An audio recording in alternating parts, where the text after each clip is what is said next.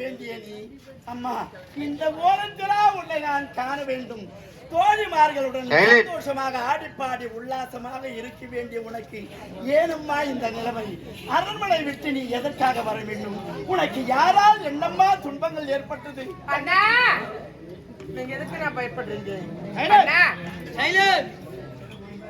நான் உன் தங்கச்சின்னா எனக்கு என்னன்னா அது போது அண்ணா.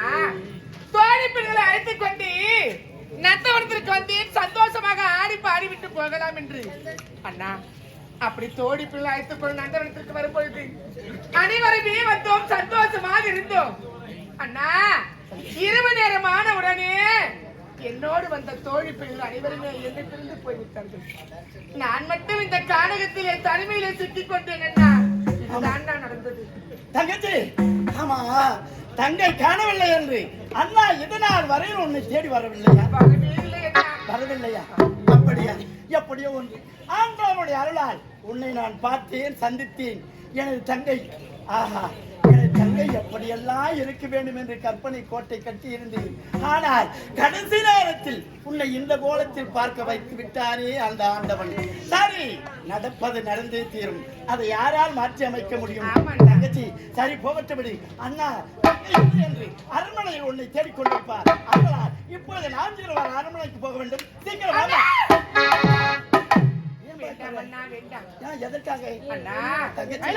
சின்னஞ்சிறு வயதில் அயல்நாடு சென்றவர் இன்றுதான் தாயகம் திரும்பி இருக்கின்றேன். நீங்கள் புறப்படுங்க அரண்மனைக்கு.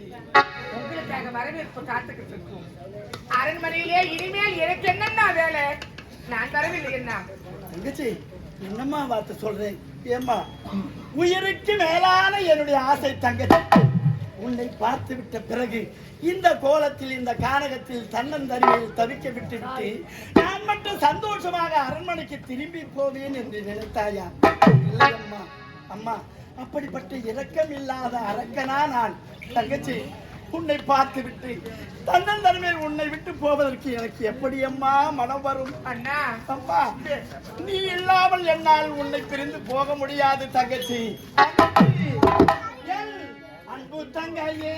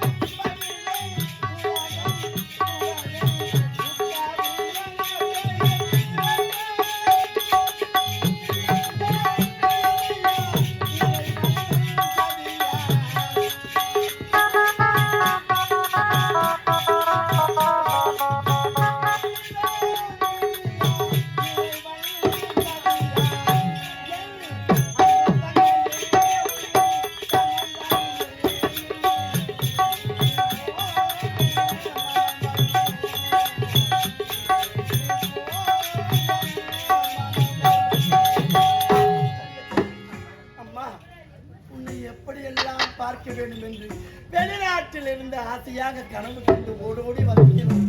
ஆனா அதையெல்லாம் விடுத்து இந்த நிலைமையை பார்க்க வைத்து விட்டானே அந்த ஆண்டவன். தங்கச்சி, நீ 1000 தான் அறிவுரைகள் எனக்கு எடுத்துரைத்தான், ஏற்காது எனது நெஞ்சம். ஆதலால் இந்த காரணத்தில் உன்னை தன்னந்தனிமையில் தவிக்க விட்டு நான் மற்ற அரண்மனைக்கு நிம்மதியாக போக முடியாது. வா போகலாம்.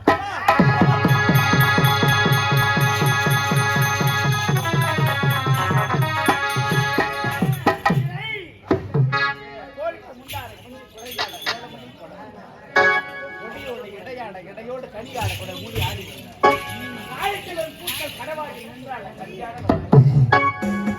வாழ்க்கை தேவை இடகின்ற உலகத்தில்